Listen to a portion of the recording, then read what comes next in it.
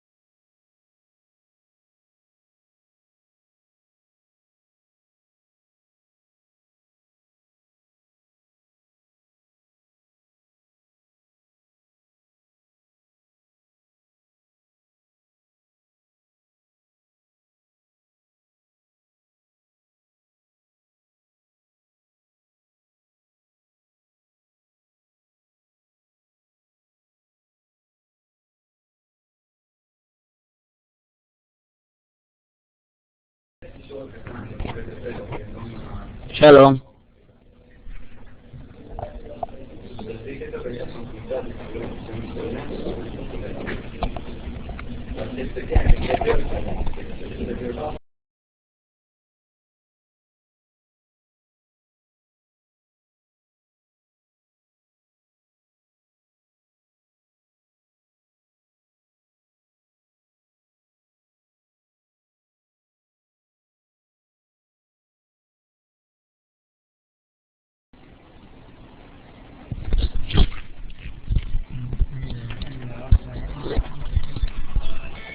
Hello,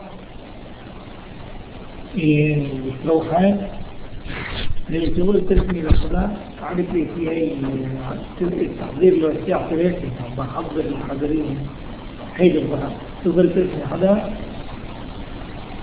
طيب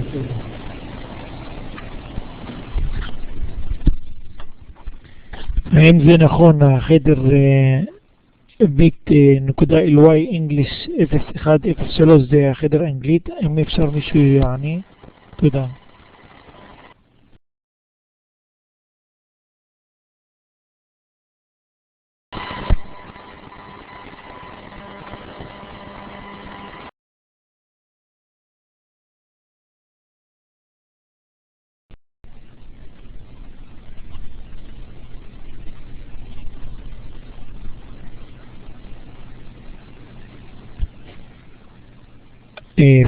سارة عمزي خضر نخون انجليز بيت نقطة الواي نقطة سلاش انجليش افس 1 افس 3 زي خضر انجليت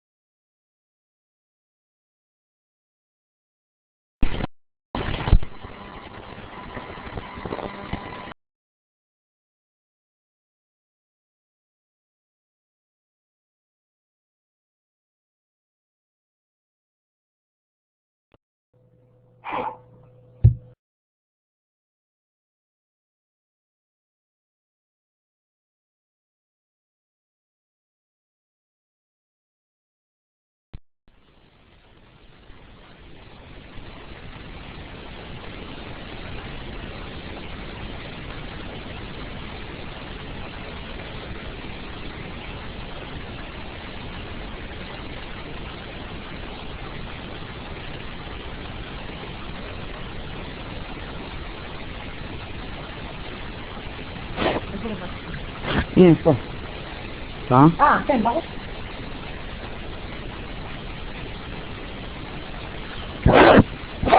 הנה.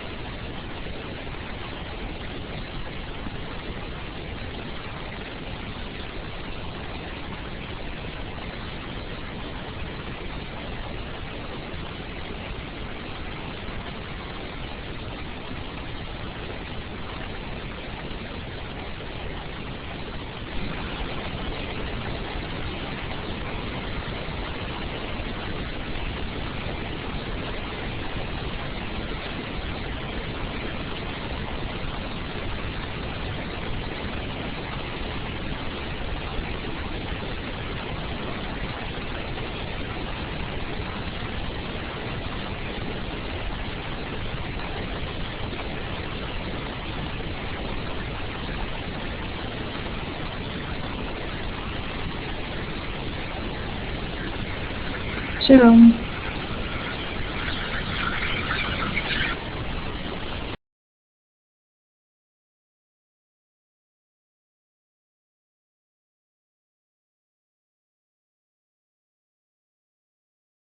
Ido, can you hear me?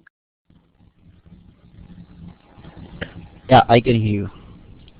Ido, Yes, you can hear me?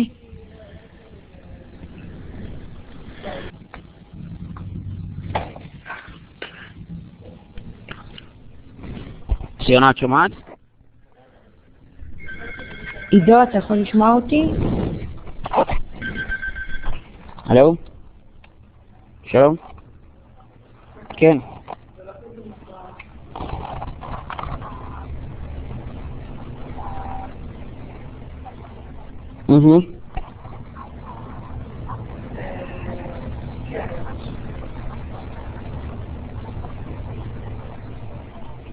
יש לך, אמור להיות שני חורים, אחד לאוזניות, אחד למיקרופון מיד ליד זה.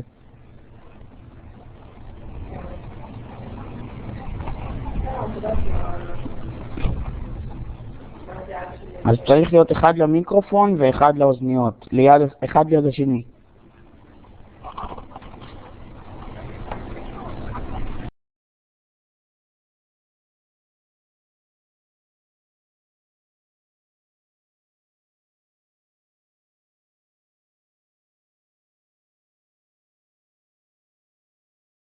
עידו, עידו.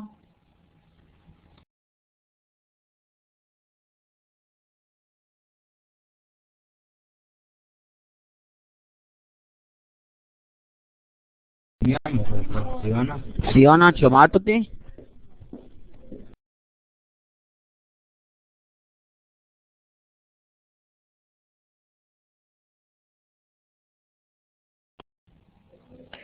עידו, עידו, מה קורה?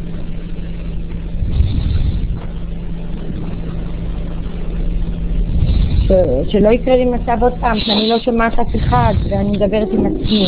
אם זה המצב זה גם טוב, רק שאני אדע מראש.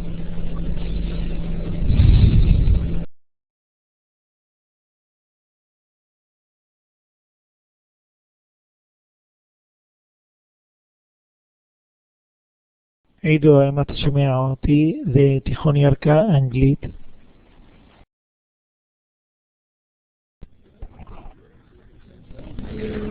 כן, אני שומע. הוא שומע אותי, תסתכלי, אני שומע אותך, אבל אני לא שומעת אותו. כי את לחצת על זה? לא.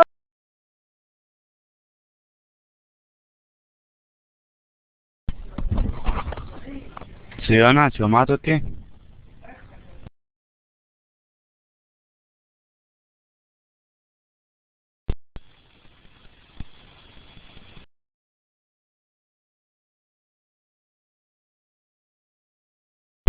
אתה שומע את כולם, נכון?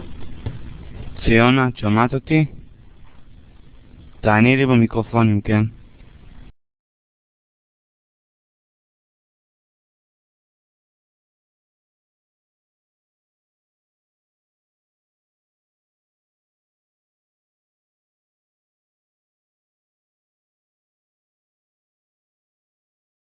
ציונה, ציונה.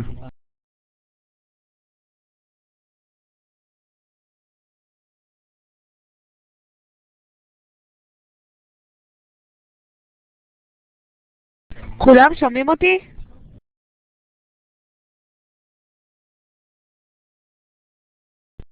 מי ששומע אותי שיסמן חיוך.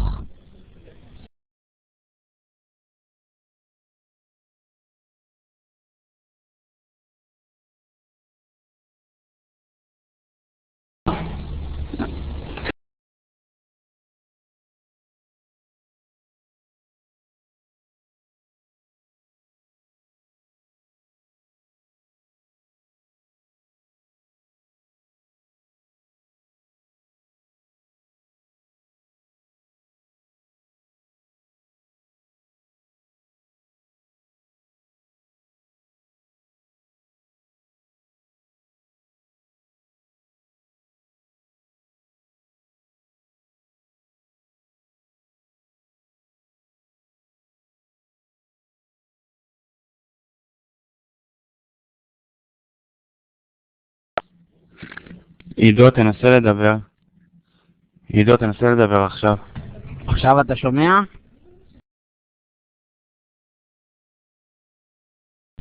לירן, אתה שומע עכשיו?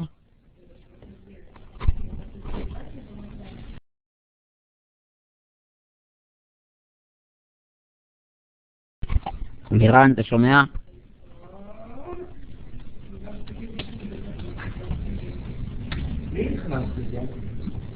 מורים. לא, אתה מדבר? כן, כל הזמן. אתה שומע?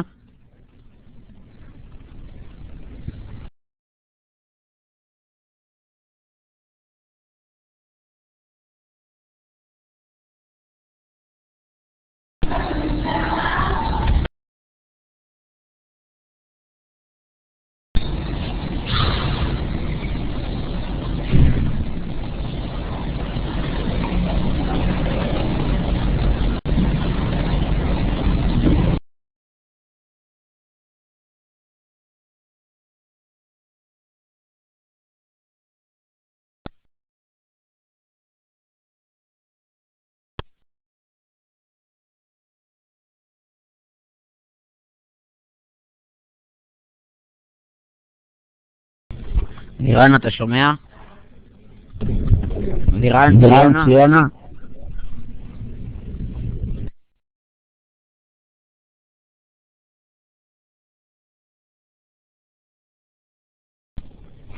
ציונה שומעת? ציונה?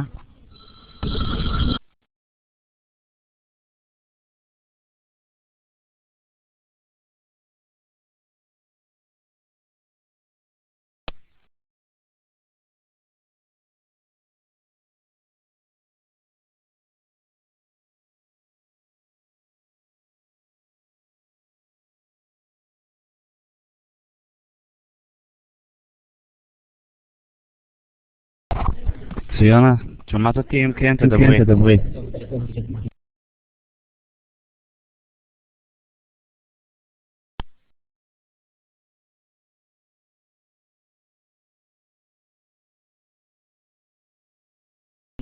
אני לא שומע אותך, ציונה.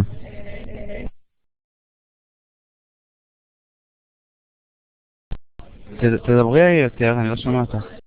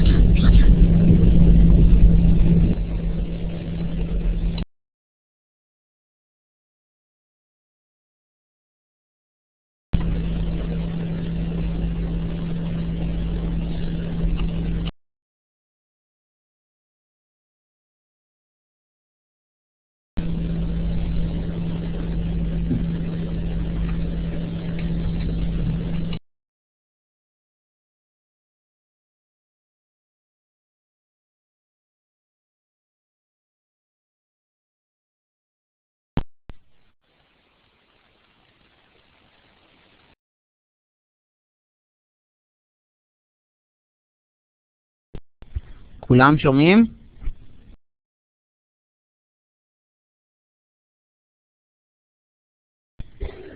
אם אתם שומעים, תסמנו חיוך.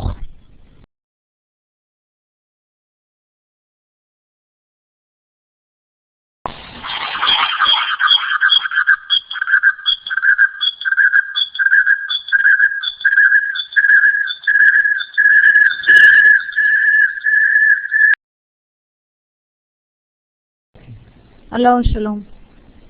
הלו, עם מי מדברת? صوت عم برجع أنا. الو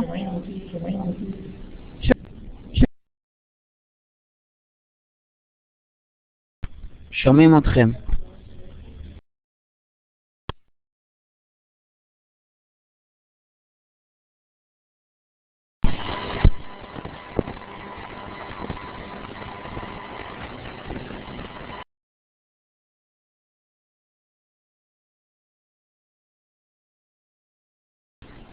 الو بسان أوصاف מדברת, רכזת ליבם, שומעים אותי?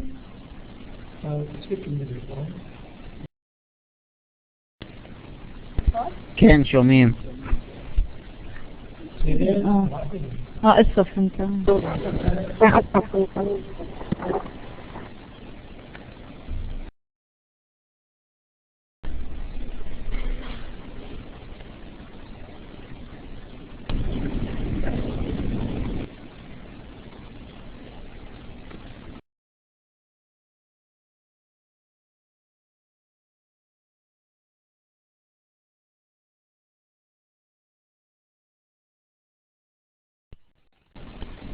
שלום, מדברת בסן אוסף. רציתי איך נכנסים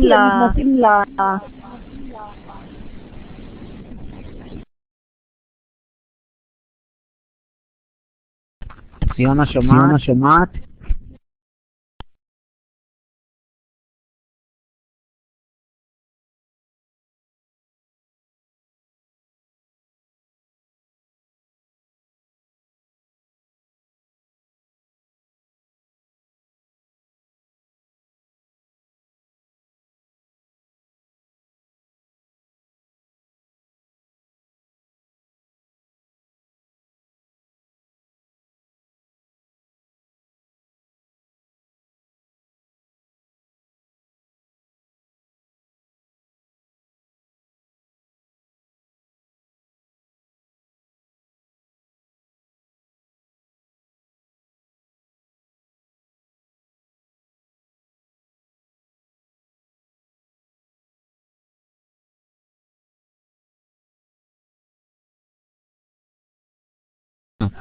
ציונה שומעת?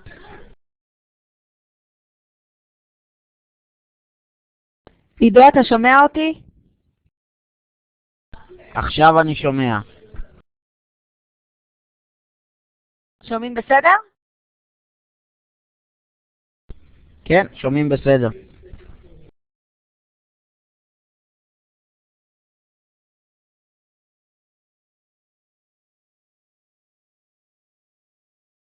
We are about to begin in 2 minutes. Are you all with me?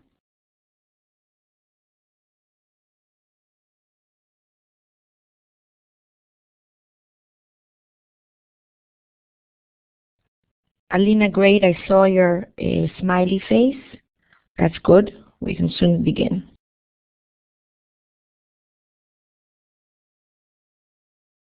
Kamal, I can also see you. I hope you can hear me well.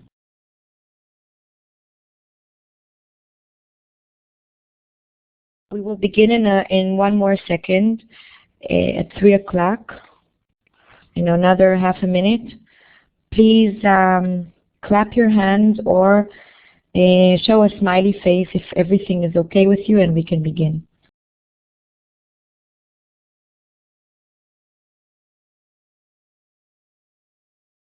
I can see Rachel's face. I can see Sufin, Amir.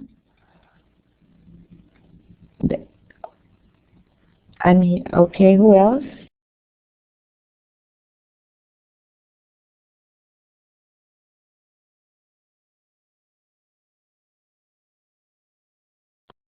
Okay, do you want to speak? I want to hear that you can talk to me as well as listen to me.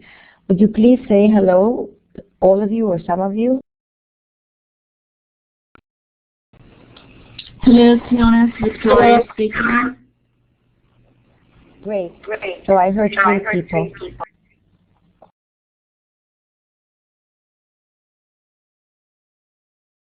It's 3 o'clock, so I think we will begin.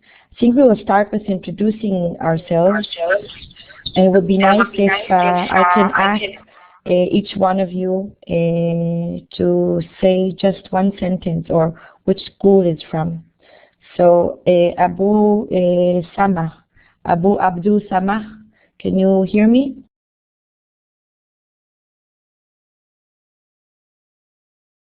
Alina, can you hear me? What school are you from?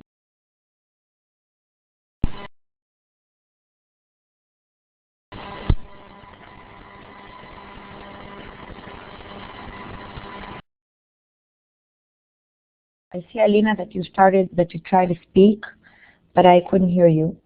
So,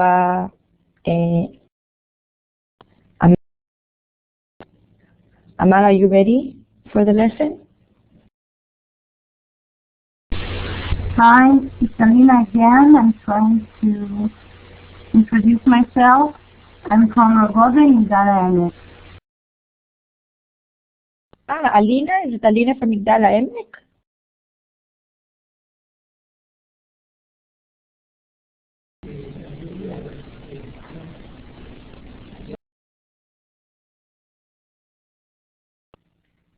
Okay, so I'm beginning the lesson, and if there are any questions, then please ask or make a face.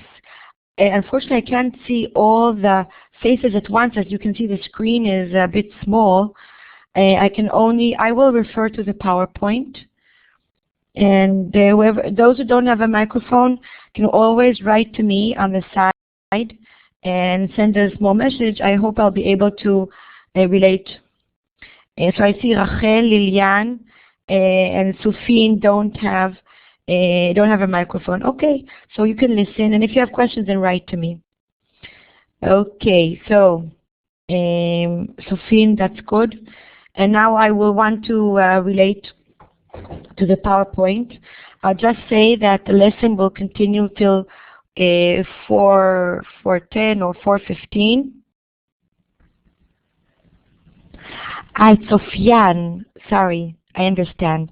Sofian, thank you. Well, I apologize.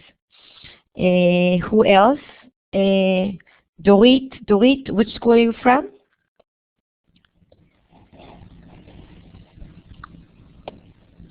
Kamal? I see, no microphone. Berta? Are there two Kamals in my group? I'm Amal. I'm from Yarka High School. Yes, I see. Amal, I can hear you. Okay. Great. You're sitting in such a distance. I want to ask you, please, that those who finish speaking, please close your microphone, because if not, then there's an echo that is a bit disturbing. So when you have a question, please raise your hand or speak, and then I'll close my microphone. But it's better to raise your hand so I'll know. Somebody wants to speak? Okay.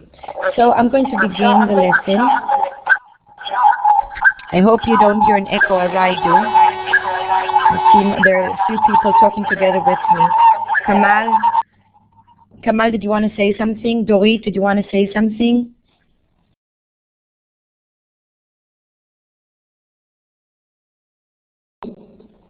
Hello? Do you hear me? Yes, I can hear you. Who is it?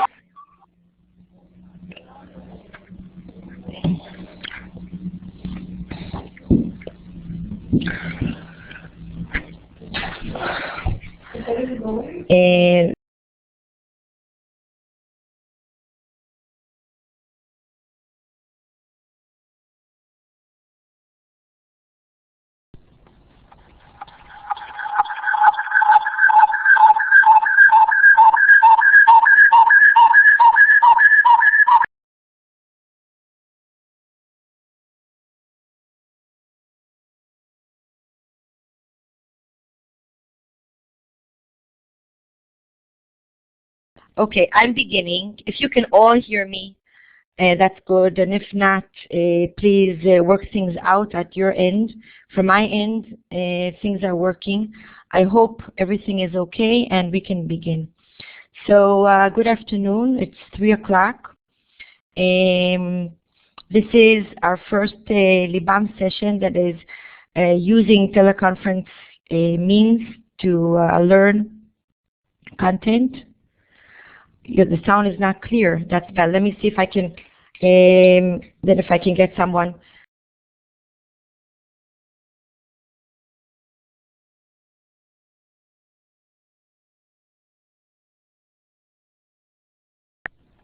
Can you hear me now better? Ah. Hello. Hello, I can hear somebody speaking. Who is this?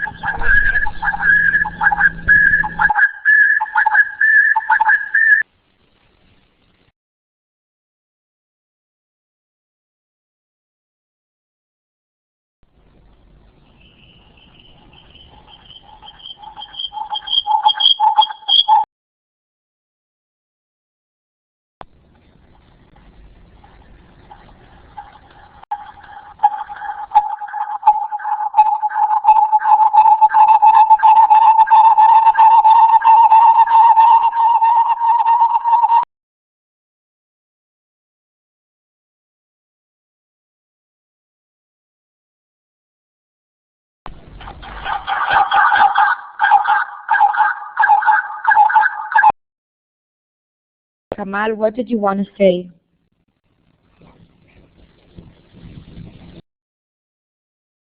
Item, have you seen?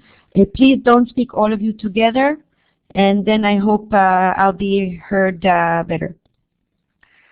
Hi, Victoria. I see that you joined. You're from Ben Tzvi High School in Kiryat Ono. Let's spend some time together. I'm going to begin now.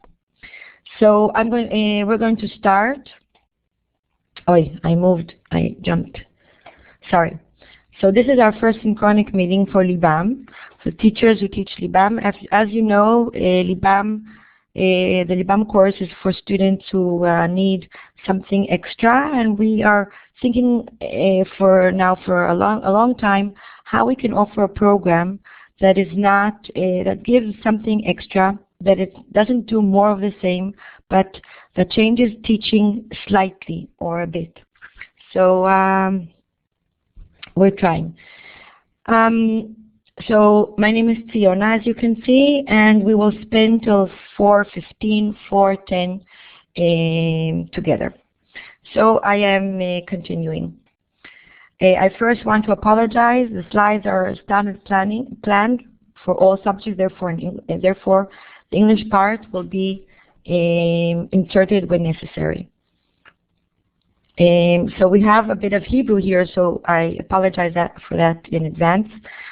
We're talking first about first of all, of the goal of teaching English through Libam, and we're talking about Libam in general. So of course the idea is to get more Bagrut certificates, but not only that we have more Bagrut certificates for each school, but that there is a quality for this. And if we do more of the same, as I said before, then if we are teaching the small group as the same way that we're teaching the large group or the whole class, what are we doing? So Libam offers teaching small groups, but according to the principles of the ongoing dialogue. And what do we mean by the ongoing dialogue? What kind of dialogue are we trying to promote in the small group? In this meeting, in this synchronic meeting, we're going to talk about meaning of the ongoing dialogue. What do we mean? What are we referring to? And we'll talk about a few discipline activities for the new Moed, for the summer group, the summer test on May 16th. Soon coming up, 3 months netto, not more than that. Teachers have been heard saying, you coming there from Tel Aviv or coming from the universities have all these theories. What haven't I done for my students to understand? I repeated the material again and again, but he doesn't understand. What can I do to make him understand? How can I help him pass his test? How can I help him move from 3 points to 4 points? How can I help him do things differently so he can get the gist or can get the main idea of the lesson?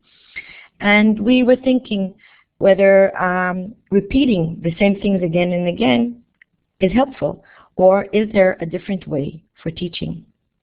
This is where we come in here, and we developed within the Libam program an idea or a theory or something about with practical implications and practical applications that involves two elements. One is a cognitive element, and the other one is motivation and taking responsibility, accountability for learning. We're trying to create a combination of two principles. One is, as I said before, cognition, working on the discipline, in our case English, teaching English. And the other principle is creating or raising motivation and raising the accountability for learning in the form of the ongoing dialogue. So let's talk about these two principles. What is the ongoing dialogue? Here we have the English part, so that will be more helpful. We're talking about formulated at the Gorodnik Institute, as where I work, according to the belief that another way of teaching is possible. Our experience has convinced us that proper teaching requires a focus on the cognitive elements, such as understanding and its various components, learning styles, and appropriate teaching tools suited to the needs of the students. So we're talking here about three principles of the ongoing dialogue. The first, what is understanding? The second is, what learning styles do the students use or implement while learning and trying to cater to them? And the third principle is using the appropriate teaching tools that suits the needs of the students. If there are questions, please stop me or raise your hand in any way so I can see that there's something that you want to ask about. And continuing, part of the ongoing dialogue is getting feedback from the students or trying to get feedback from students in a way that we identify what is problematic for students or for students in a small group, and teaching them or training them to report on his problems or to report on his needs. And the teacher, in return, gets a very clear picture of what students can do, and accordingly can plan his teaching and offers a teaching program that is suitable for each student. So in order for that to happen, you have to have some kind of a dialogue, but not a one-time dialogue that happens once a year or at the beginning of a program, but that you get feedback on a permanent basis. We expect that if we create or encourage such a dialogue, from the teacher's perspective, we will be able to address specific student needs, and from the student's perspective, he will create a bigger trust in the system, in the school, and in the teacher, because he will start believing that he can actually achieve the target and promote himself in English, in our case, and in general his achievements. In this case, this is like a contract from the teacher and the student perspectives, and this is exactly what we talk about הוראה פרטנית ומותאמת, or specific geared teaching for addressing the student needs. And the rationale for teaching in a small group is, as I said, the combination of cognition, which is in teaching English in a very, very in a discrete way, and motivation using the ongoing dialogue themes. By that, we mean, when we talk about ongoing dialogue, we're talking about there currently is a general consensus among professionals that the separation between different parts of a person is artificial. Body and soul, cognition and emotion are all linked. The theory of self-determination of Deci and Rhine is based on this outlook. This theory suggests that the student will feel significant and motivated in life if three basic needs are met: The satisfaction of these needs will constitute inner resources that will enable the learner to develop and live a significant and satisfactory life. These three needs are: number one, the sense of belonging; number two, the sense of self-efficacy; number three, the sense of autonomy. In these three needs, if these three needs are met, the learner is mentally and emotionally available to learn and develop. Conversely, if these three needs are not met, the learner may remain ill at ease, preoccupied with internal background noise, and having to invest mental resources in mere survival. In other words, and to make the theory more simple, we're talking about if a student doesn't feel belonging, doesn't have a sense of belonging to the group, if he doesn't feel comfortable in the group, he doesn't feel that he can do it, self-efficacy. We're talking about mesugalut ishit. If he doesn't feel that he can do it, and he doesn't have the feeling that he is responsible, that he is accountable for his learning, then learning won't take place. In order to put this theory into practice, we developed a diary, which you have, or you got already at the beginning of the course.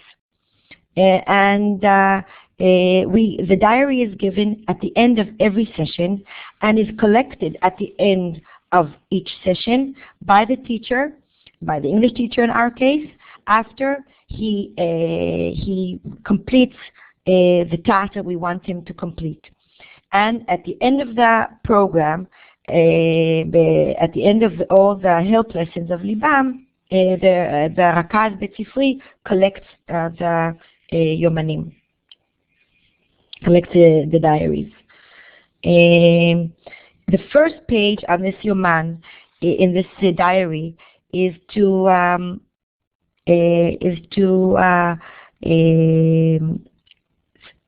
set a self goal. But the goal is not about football, and it's not about achieving different things in life, but it has to be something connected to learning. Now, of course, it has to be a reasonable goal, and that already is a reason for having a dialogue between the teacher and the student. He fills in he does his goal setting at the beginning of the program, in the middle, and at the end. Well, the middle can be a date that is decided upon between the teacher and the student. What is my goal? The goal depends on your grade, of course, but here he has the opportunity for autonomy because he chooses what goal he wants to focus on, and this also will result in a greater level of motivation and accountability, because he will say, if I now get only 60, let's say in Module B or Module C, I get 60. What can I do, or what are the elements that can make a difference, that I can change in order for me to succeed and move from, let's say, 60 to 70? Something reasonable. If we say moving from 60 to 100, that's obviously not a realistic goal.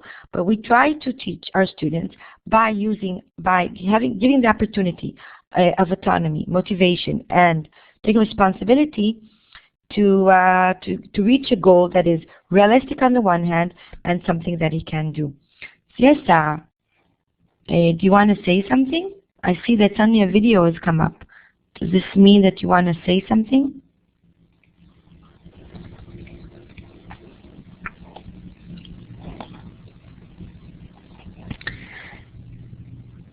Yes, Yael. Oh, that's me. Oh, wait, this is not a very good picture of myself. Can you see me? Good, I'm closing this. Oh, what am I supposed to do with this? In the meantime, are there any questions by now?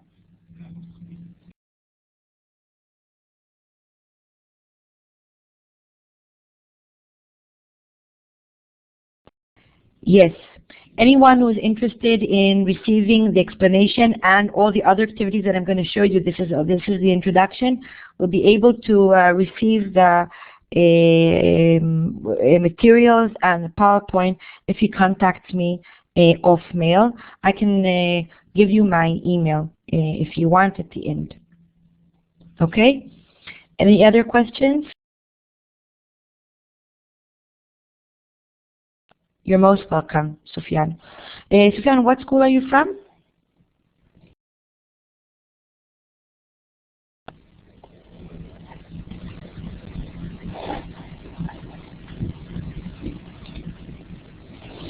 Okay, maybe Sufyan didn't hear my question, so I will continue.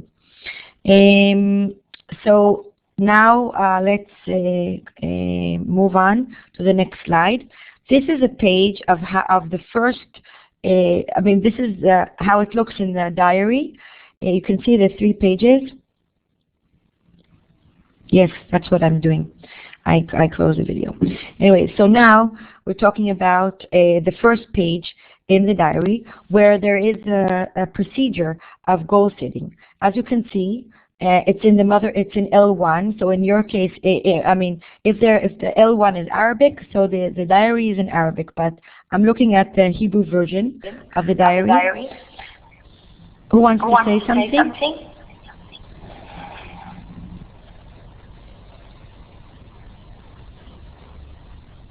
Okay, I'm continuing. So somebody has his microphone on, and therefore there's an echo. Would you please, who is this? Kamal. Okay, I'm continuing. So we have here the first stage of creating feedback. Kamal, did you want to ask something? Please raise your hand or put a smiley face if you want to. Irit Said left.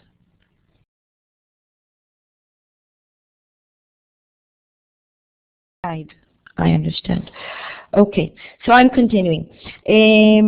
So at the beginning, as I said in the beginning of the sessions, we have the opportunity, or we have this session of student-teacher conference where they complete the first page, as you can see, and you discuss with the student what he thinks his goal is, what does he expect to be a realistic grade that he can expect, and he has to justify and explain why. And as a result, he also has to define what are the activities that must be done in order to achieve that goal. For example, what are the activities that a student can do? Doing homework, for example, practicing, pretty clear. Again, at the end, then after a few sessions, a month that has passed, or a few weeks that have passed, then again you can ask the student, okay, what progress did you make? And then, as a result of completing this feedback form, he will say what he has learned from this discussion. The next stage is to identify what the learning styles are, or how student studies best. Is he a visual learner? Is he a kinesthetic learner? Is he an auditory learner? And this again is done once at the beginning of the sessions in order to create a sense of accountability for the student, but more seriously, for him to be able to ask the student.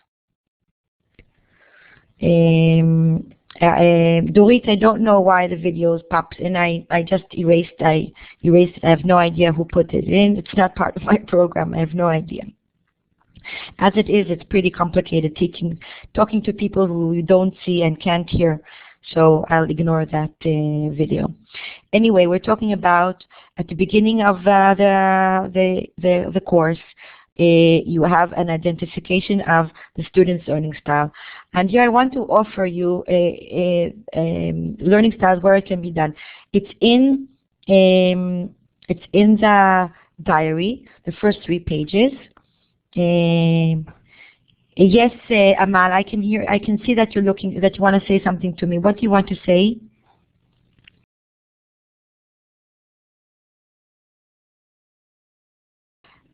Amal, I can't hear you, but I see that Hussan from Yanoch Jat has just joined the session. You're most welcome to join and ask questions. At any rate, we're talking about learning styles. that are in the handbook and appear in L1, i.e. either in Arabic or in English or in Hebrew in the diary. But I want to offer you another very nice activity in English, and you can see that if you click on this site, oh, I forgot, well, if you click on this site, I'll give it to you at the end of the session, then the student has a self-inventory that he can define his learning style. And it's a very, very nice and simple way to do it, but it's in English. So you have both options in this case. Amal, the first page of the diary, if I go backwards, this is the first page of the diary, is that you have 3 opportunities. You can see there are three dates. At the beginning, the middle, some date that you define, and at the end where the student gives feedback, what grade he is going to get. Yes, to give it to the student. He gets the diary. Is that clear, Amal? That he gets the diary? Good, very good. So I will continue, okay? And the second thing we said, the second principle is identifying learning styles. I gave you 2 sources where students can identify their learning style, either in the diary, the pages appear there, the 3 pages, or in English if you want, very simple English. What's your learning style? If you click on this address, then you get into it. And if not, I can't do that at the moment, but I can give you the address. As you can look, after they finish identifying what they are, they discover whether they are either a visual learner or an auditory learner or a kinesthetic learner. I go backwards now to explain each one. So if a student discovers that he's a visual learner after he completes the questionnaire, and it works very nicely, what does that mean for him? How can he learn, how can the teacher address his needs so he can learn better? So there are various things. First of all, visual learners, just like we're doing now, need to see their learning in a more active manner. So that means that he has to learn to take notes or to summarize what the teacher says. A student like this tends to sit in the front because he wants to see everything better. He's usually more neat and clean. He often closes his eyes to visualize or remember something. He sometimes finds something to watch if they are bored. He likes to see what they are learning, and as a result, that means that the teacher has to prepare himself to address the visual learners, and that means that he has to have he has to use the whiteboard or the computer where the students can see everything. He has to arrange the whiteboard in such a way that the information is clear. The teacher has to summarize information in graphs or tables for the visual learner. You can use graphic organizers for the visual learner to feel more comfortable in your lesson. If we're talking about auditory learners, and by that I mean that if a student scored mostly B's in the questionnaire, you may have an auditory learning style. You learn by hearing and you learn by listening. Auditory learners sit where they can hear but need to pay attention to what is happening in front. They may not coordinate colors or clothes, but can explain why they are wearing what they are wearing and why, because they listen. They listen. One second, I will say, Amal, I don't understand your question. These pages that I showed you are not from the diary. They are the result of doing the inventory on the site that I've showed you. In the diary, there's another version in L1 for the students to use. Is this clear now? Okay, great. Great. Okay, so I'm continuing. So we're trying to address, so in order to address, we identify who our auditory or who our visual learners are. So now we're talking about the auditory learners, and they can remember by verbalizing lessons to themselves if they don't have a difficulty reading maps or diagrams or handling conceptual assignments like in math. But in general, that means that we, at the end of each lesson, in order to cater to auditory learners, we have to summarize what we taught. We have to say, okay, at the end of it, what have we learned today? They have to read aloud the new information in order for them to understand. And if they talk or hum to themselves, that doesn't mean that they're not listening. That means that sometimes they are processing the new information. So that is for the auditory learners. And if we have kinesthetic learners, if they circled the C answers, you may have a kinesthetic student in class. What does that mean to be a kinesthetic student? You learn by touching, you learn by doing. And those students move around a lot, they are active, they take frequent breaks. We see these students in class. They speak with their hands, they use hand gestures, and they obviously, a summary of this of all this is that they learn by doing. And therefore, they remember what they've done. They remember better. And if they learn something only by seeing or only by listening to it, then they will not remember it so well. They find reasons to tinker or to move around when they're bored. They rely on what they can directly experience or perform.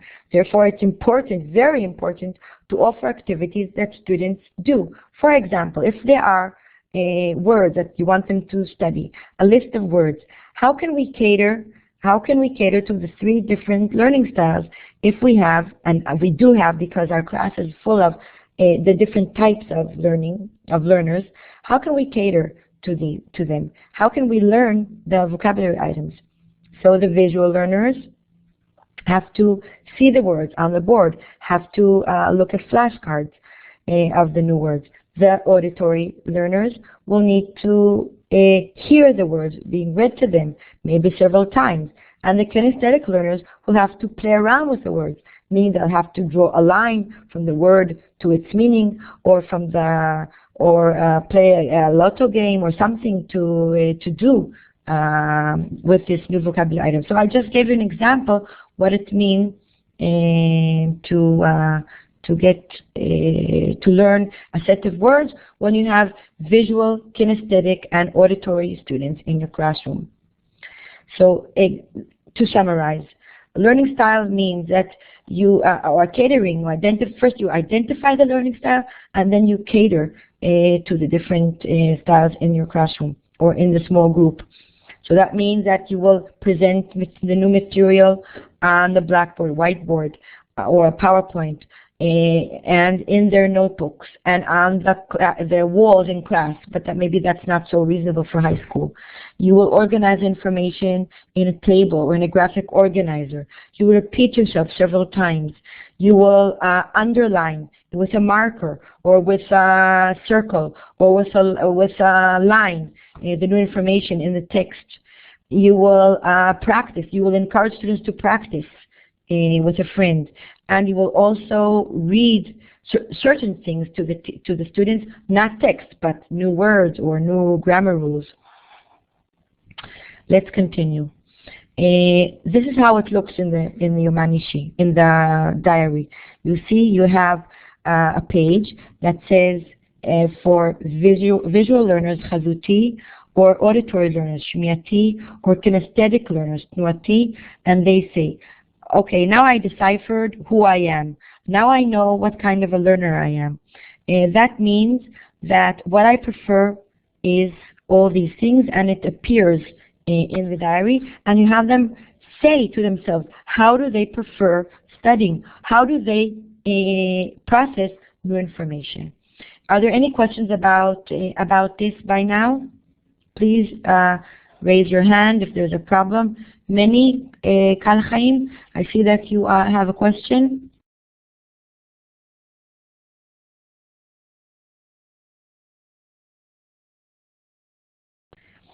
So I'm continuing. Okay. Now the third part is checking whether everything that we taught is understood. We know that many teachers, or I walk around and I see teachers, I visit schools, and very often teachers ask a very naive or very natural question. They say, okay, have you understood? Or תלמידים, הבנתם? And teachers and students tend to say, כן המורה, I understood. But what have the students understood? What do we mean by understanding? And it's important for us to check that the students actually understood and what they are understanding. What's this? Can you still hear me? Okay, I'm going to ignore this application. For some reason, somebody barked into my lesson. Sarah, you're trying to get in. I don't know why. What's happening here? Let's see. Ido. Okay, I guess it was solved. So we're talking about the third principle, which is a part of the ongoing dialogue. I'm trying to make sure that the students understand what we taught them. So we're talking about 2 pages in the ongoing dialogue diary. On page 10, page 10 is more suitable for us English teachers, and it's depended or based on 2 sources. 2 sources by David Perkins and Wiggins and McTighe, who focused on this. So we're talking about understanding. When we say student understands, what do we mean by that? Let's try and understand what understanding is all about. Because as I said before, there is a tendency to see what students are, we say, have you understood? כן המורה, we understood everything. What is it that you understood? And when you try to perform, does something really happen? So understanding is not a singular concept, but rather a variety of interlinked abilities.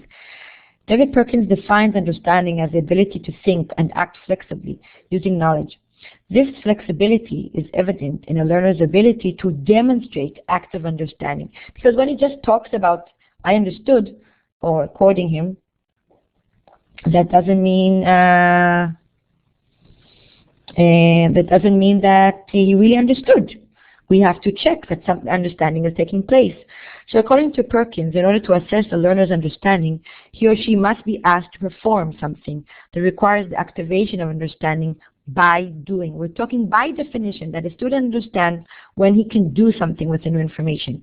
For example, giving an explanation, solving a problem, presenting an argument, or creating a product. In other words, understanding is the ability to move towards intellectual acts through knowledge and upon knowledge. So this is what we mean when we talk about understanding. But we can also continue, because Perkins continues and he says that he states that what we learn about the existence of understanding via criteria of performing at several levels and at the different intervals during the teaching, the learning process, he claims that understanding a topic means being able to perform tasks such as explaining, justifying, exposing, discussing, or demonstrating, all in ways that go beyond skills and beyond common knowledge databases. Understanding is the ability to think and act flexibly using knowledge. And I want to emphasize that the idea is not only to see the knowledge, not only to hear the knowledge, but to actually do something with the knowledge. We can easily check whether the student has this knowledge, but understanding exceeds ownership of memorized knowledge. We're not talking about memorizing the information. We're talking about the ability to perform. This is expressed in 2 ways. Through the learner's ability to use his or her understanding of the topic in question and the degree to which it has become integrated into the prior knowledge he or she owns. Hence, we will relate to understanding as performance ability. Then, when we understand something, we not only possess certain information about it, we can also perform tasks that demonstrate this understanding. So, we are saying that to emphasize or to summarize, what we have just talked about. When we talk about understanding, we want to check students' understanding, we have to make them do something with this new information. And what does that mean? We're talking about suggested acts of understanding. We're talking about explaining. We're talking about giving examples. We're talking about application, like projects or performance-based tasks. We're talking about even justifying, having choose something, but then justifying their choice. We're talking about comparison and contrast. We're talking about putting into context. We're talking about generalization. These are all suggested acts of understanding by David Perkins. But Wiggins and McTighe suggest instead to relate to facets of understanding, not only to show it, but they say that there's more than one type of understanding. And they talk about the ability to explain. When the student has to explain in his words what he just learned, the theory, or the principle, or the grammar rule, or the words that he learned. He has to explain the events, or the actions, or the phenomena, and the ideas. Also, the ability to interpret, putting the new information in the student's words and giving it his own interpretation. Application. Application means to apply the new information or the rule to a different context, to a different text, or giving it a different perspective, or empathizing with a character or with one of the texts that they've learned, explaining why again, and self-knowledge. By that we mean the wisdom to understand what you don't know and how personal thinking patterns update what already exists, but on the other hand may also create prejudice. So, but we're talking about self-reflection and being able to explain to yourself what you know, but also what you don't know. That's also part of understanding, that you know what you don't know. And this is how it looks in the Yoman. It looks at page 12. Page 13 is not so relevant for English teachers, but this is how it appears in the Yoman Ishi, in the ongoing dialogue diary. But please notice there are 11 questions here. Who chooses the questions to answer? These are reflecting questions that are done at the end of the session, at the end of the lesson that you've taught. So now I have 2 questions to ask you. Number 1, and you can answer in writing. The question number 1 is, who chooses the question from this list of 11 questions? The teacher or the student? And the other question is, how often is this done? Every lesson, once a week, once in 2 weeks? How often does the student do it? So many says the teacher. Amal also says the teacher. That's true. I mean, that's one way of doing it. The teacher decides for the students what question to answer. But you know, sometimes that's a very good idea, that the teacher says, okay, now that we learned something new, and then I explained something, whatever that is, now please explain in your words what the topic of the lesson is, or what do you remember from this lesson, or what is this lesson connected to, or what does this lesson remind you of? So this is one option. But Nabil says very correctly that the student should choose. How the student can choose when he says, okay, now I want to take, because this lends itself to the issue that we said before about accountability and autonomy and learning. That's also very, very important. But we want the students to choose. So I would say the solution to this dilemma, okay, we'll talk about in a second, Natalia and Reem, about how to decide. But let's first say that the student or the teacher can decide which of the questions can be answered, depending. Liora, oh, that's a very relevant question. Liora says, if we did a module test during the lesson, how can they answer these questions? First of all, also from doing a test, you can learn. What can you learn from doing a test? Who thinks he has an answer to this question? How can you learn from doing a test? If they do, let's say, a module question, how can you learn to do a test? Any ideas? How can you learn from doing a test? Any ideas? strategies, good. You can, they can think together or themselves about the strategies that they learned while doing the test, or where they think they succeeded and where they think they failed. But maybe let's learn from successes. Where do they think they succeeded? Absolutely, you can reflect also on how you answered. Where I'm stuck. So you agree, all of you, very good. Specific kinds of questions and the approach to answer those questions. So there's enough to do, there are enough understandings to do or to think about even as a result of answering a test. Very good. So I will continue. So we have either the teacher, depending on the topic of the lesson, because some topics lend themselves better for the teacher to decide what questions to answer, and some are more suitable. Maybe you want to let the student to choose as applying the principle of autonomy, as I said before. Okay, so these are the 11 questions. The other questions in the diary are more suitable for science classes or for math, so I suggest you skip those. But there's one more element in this diary. I don't know if you have the diary in front of you. I hope you do, because that will make things much clearer. That's why I stuck some of these pages into this PowerPoint. But there's another page.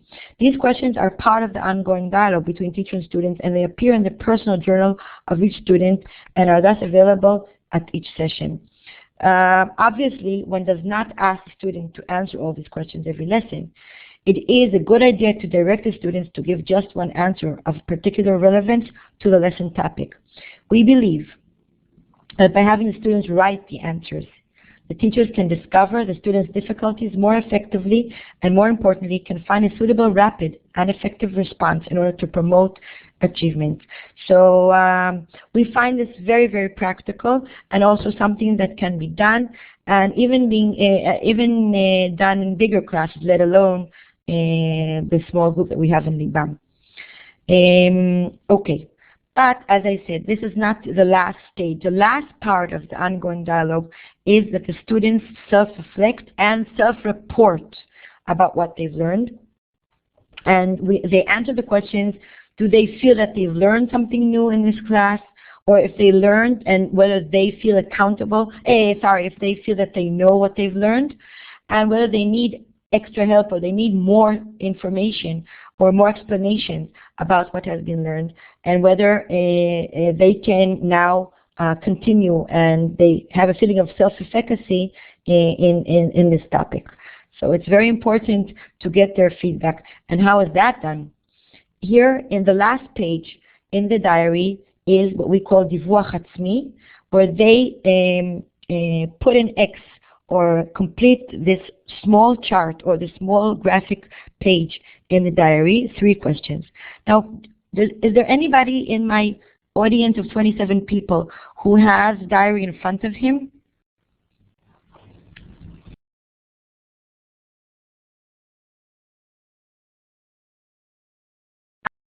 Great. So, Yofi. So now I see there's a group of people who have the diary. Well, how many pages does this? How many times does this page appear? How many times? Okay, this page appears several times. I'm asking, how many times does this page appear in the diary? Please answer. How many times? Okay, those who don't have the diary will have to ask the Rakazim to get it for them, because this is a very important tool for the Libam course. But I'm asking you to please flip through the pages and say how many times, or how many times you think this page appears in the diary. Who can answer? 25. Victoria says. Chava says 50. Okay. Let's see who guessed. Maybe 50, Rachel says. Well, okay. Yafe. Liora understood. Immediately it's 1 for every lesson. So there must be 50. But my question to you is, are there 50 lessons? Obviously not. And do you think you would do it at the end of every lesson? No, they're not. There are no 50 lessons. There are, I think that only you should do this at the end of a double lesson, like at a session of 2 hours, then it's appropriate because you won't have a chance to do it. So that means 25. Yes, 25 many So it actually appears enough times for you to do it at the end of each session of double hours. Okay? So is this point clear?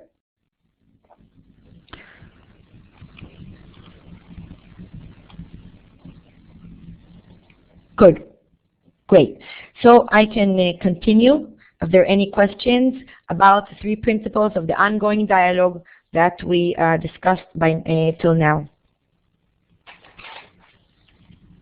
Are there any questions? Now's the time. By now?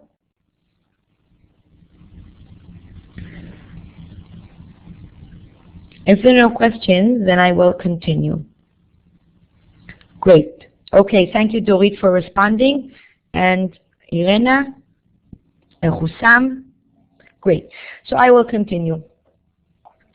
So we talked about the ongoing dialogue aspects of Libam. We talked about the self-efficacy, the autonomy, and the feeling of belonging. But we also mentioned that we also not only the emotional parts are important, but the cognitive aspects are also very, very important. And for this, I want to focus a bit. Yes, Amal, we have a diary for each student. Dorit answered correctly, and she said, yes, we have a diary for each student. So now after we finish looking at the diary and we understand when to use it, at the beginning, at the end, and at the end of some of the sessions, or at most of the sessions, let's talk about promoting or developing our profession, or in our case, what's the most problematic is the reading comprehension. And according to constructive theory, everyone constructs knowledge by turning information into knowledge through personal experience.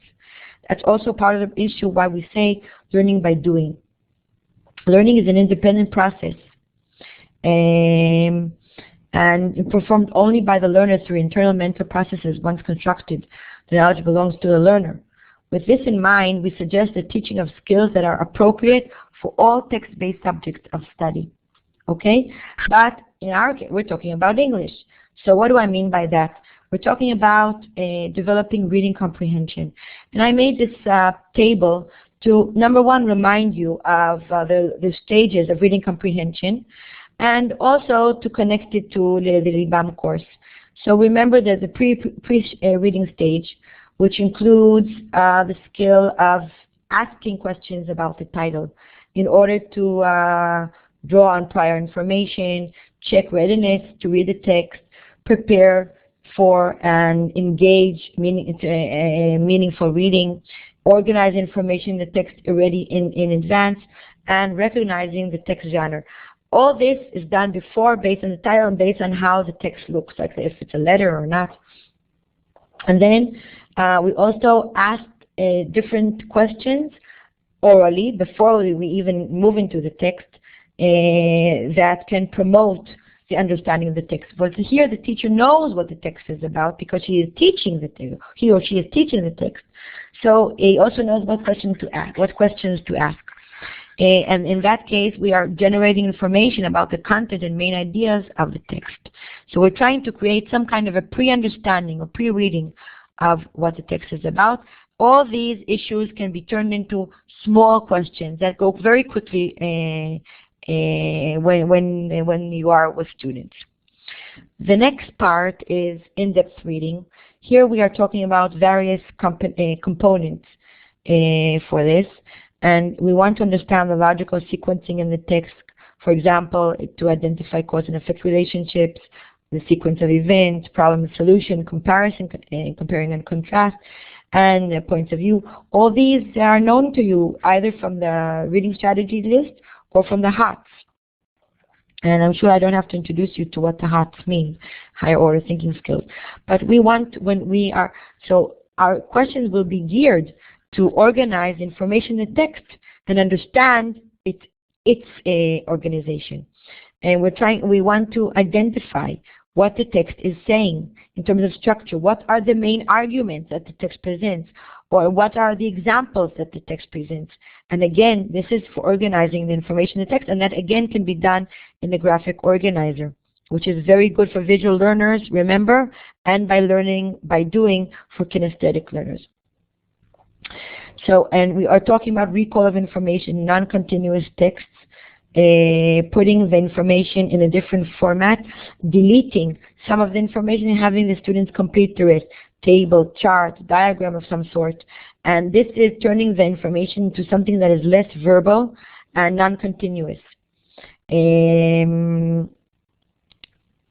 But most important, I think, from all, this is also very important, but very important is to verbalize different parts of the text and saying, so on the one hand, if we have a paragraph, a table or chart, we can say, what does this information tell us about the text?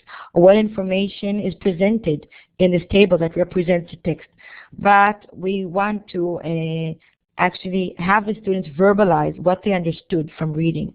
Not only memorize, but creating self-efficacy by having them say what they read, what they understood, and translate in their own language. Yes, Dorit, I agree. What was the question, Mirena? Do you recommend doing through them before reading the text? Some of the questions, yes. Okay. Yes. Okay. So, and the final comprehension stage, after we finished all this, and you can, as I said, you can use this table to design small questions that will take you through the text. But and the final stage is to comment and critique of the text. All of them not in accordance with the text? No, of course not. One by one. One by one, though it is right.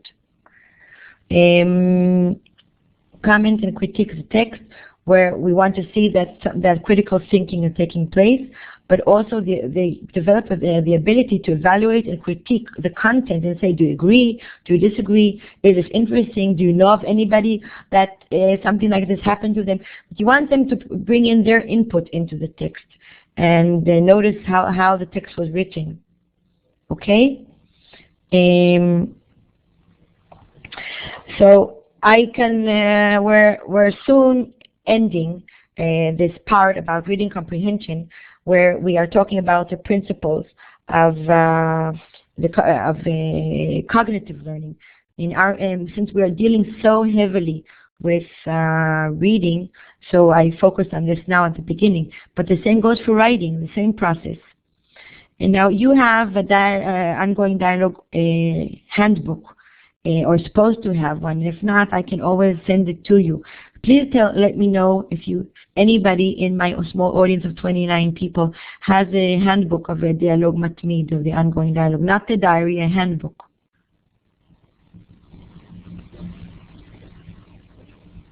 No, okay, Nabil says he doesn't.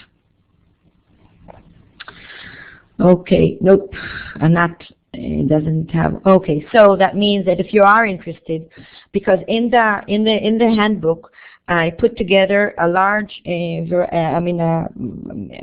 activities that promote summary of information from the table. Just as an example, I can show you, for example, pre-reading. Here are the different questions that you can use, also in a regular classroom, by the way, to activate prior knowledge. Working on it. Okay, Yael. Working on the title. What do they think about the text? Well, this is a common question. What will the structure of the text be? If this is the title, what to expect?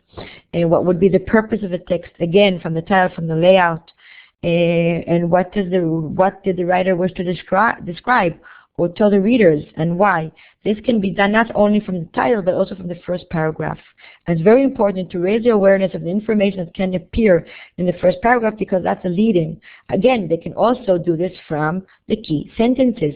Not only the key sentences, meaning the first sentence of each paragraph. Mostly in the type of text that they have. A teacher asks, in this case, content or linguistic questions about the title to encourage finding answers in the first paragraph. Okay, I want to, what was the question, Rena? Is it the one we got last year? Yes, this is the one that you got last year. And Amanda says how you can get the handbook. you'll have to request it out either by mail from me or from Yarakaz Libam in school, and I will send it to him or to you directly. I just have to know at the end of the session, okay? And I'll give it to you gladly. Yes, it's helpful. Also, you have their complete units that you can use that promotes these principles that we just discussed. So after the pre-reading, good. Then we move into the in-depth reading, just as I explained before. So we talked about the first two stages in reading, about from the title and from the first paragraph. And now we're talking about getting information from the questions on the text. Read the questions accompanying the text and make a note of the information you can gather from each question about the content, structure, and purpose of the text. I suggest, by the way, to isolate the questions, not to give it to them together, but to ask them to read only the questions after they do the stages that I just mentioned before, which are first, the main ideas from the title of the first paragraph and the first sentences of each paragraph, and then to move into the questions, highlight the questions for them, and have them, Kamal, I can't relate to it now, only at the end of the session. Have them circle keywords in the question. Have them say, okay, what did the question tell you about the text? What kind of information can you get from these questions? And then you read for the main idea and supporting details. As we said, read the first and last sentence. I would, now that I think about it, I would even exchange the places of point 3 to point 4. I would first do point 4 and then point 3. Read the first and last sentence of each paragraph. Write down or complete a table. What have you learned about the content of the paragraph? The next, you can put it in such a form of a table as you can see here, let's say like this. And I like the form of the graphic organizer. It's very helpful. From question 1, I learned that. From question 2, I learned that the purpose of the text is, the structure or the logical organization of the text is, the text content is. Okay, so is this clear what you can do with this table here? Okay, very good. Great. And then I would demand, let's look at a bit about at writing answers. Before writing an answer, I recommend a pre-writing activity, such as for each question, check to see if the answer is given in the text. If it appears in the text, look to see where it is written. Highlight, have them mark. If it does not appear in the text, check what the question is asking you to do. Infer something from the text. Interpret the text. Critique the text. What is the text? What is the question asking you? Make additional suggestions to the text. Okay, these 4, 1, 2, 3, 4, the last 4 points here tell you exactly what the question is focusing on. And after you clarify to yourself what the question is, and what is I'm not saying what, but here we are counting on the ability to read between the lines. When it's usually for them, no, we're not. These are the questions. I'm not expecting them to read between the lines. I'm just trying to teach them how to read questions, and we're asking them, what does the question ask? Just clarify. What, in their words, what does the question want to focus on? Does it tell you to understand? I mean, there are different questions or WH words. What does these WH words tell you to do? Why? If it's a why question, then you have to, if they don't understand the vocabulary, then that's exactly the place to use a dictionary. It's worthwhile to use a dictionary in the key sentences and in the questions. Anat. Okay?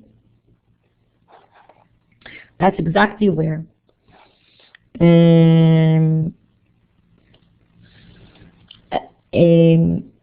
second. But before they write, any further questions about writing answers?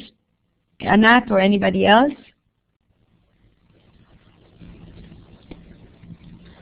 Okay, so I actually end by this my presentation. In the handbook that anybody who is interested in just has to let me know by email, because I have to make a list and send it to your, I think it is true for all modules, to To transfer the questions into student language, yes, why not? You think it's easier for Module B? Okay, my email is, I'll just give it to you. It's Z, I can't write here, unfortunately. Let me see. I can. Oh yes, maybe I can. Here, let me see if I can. You know what? I'll write it here. I can write Z underscore where is underscore Levy at netvision.net.il. This is my email. Can you see my email? Anybody who's interested to in sending me a request or a question or whatever?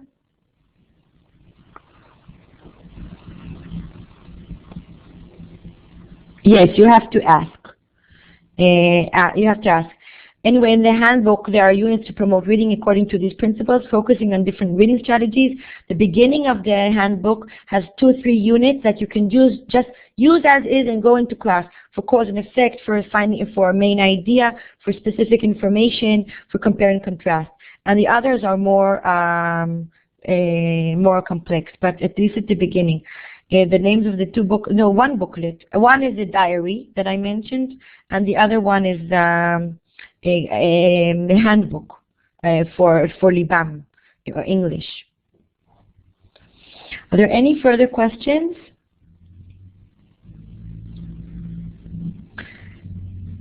If there are no further questions, I want to I'll thank you for your participation. And I hope it was a good experience for you. For me, it was a bit difficult to speak to people, to speak and to read at the same time. I hope I was clear enough. And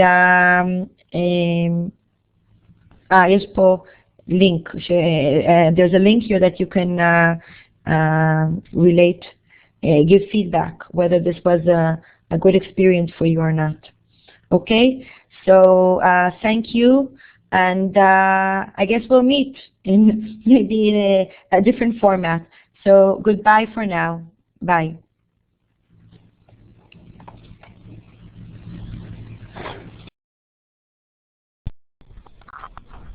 יש כאן לינק לסקר, אתם יכולים לענות.